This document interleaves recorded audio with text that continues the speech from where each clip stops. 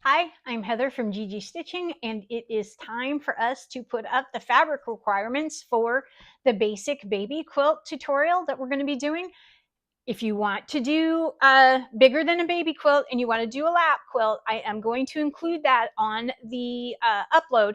So you're going to see a PDF in the comment section or in the description section so that you can print it and see the different sizes. I'm just going to be talking about it as our basic baby. So when you see it, it's going to be in a general diagram here. So general layout, and I'm using just the regular colors here. So when you see it and it says purple, that's going to be used there. It's going to be green, you'll see it there, and white and yellow. I'm referencing the colors that you're seeing in the baby quilt so that when you go shopping, you know where it's going to lay next to each other. That does not mean that you have to buy purple, yellow, green, white. So whatever colors you do.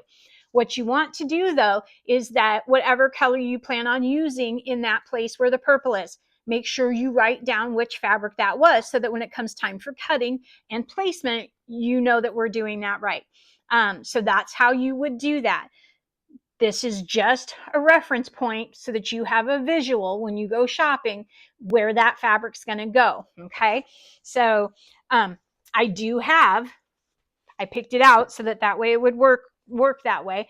A yellow, a white, a green, and a purple, so that when I'm doing the tutorial, that's what it's going to be out of, so that it makes sense for this. Once again, you don't have to do those colors. So whatever colors you choose and you go buy, unless you happen to be in the giveaway and you get a kit, I will mark then what they are. This is what we're going to be doing. So I will make sure to have a PDF there, and I will also put in the description the yardage so that you have it. So the baby size quilt will end up being 43 by 51.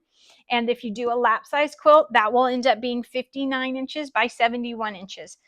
So the back, the yardage will be a little different.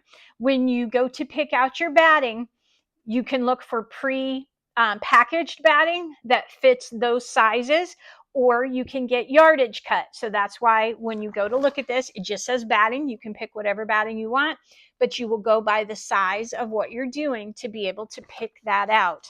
I am assuming that you are going to be getting 44, 45 wide. So that's what these yardage requirements are for. You really shouldn't be using anything wider if you're using cotton for the front of this. I have two different yardage requirements for your backing, depending on what you pick out.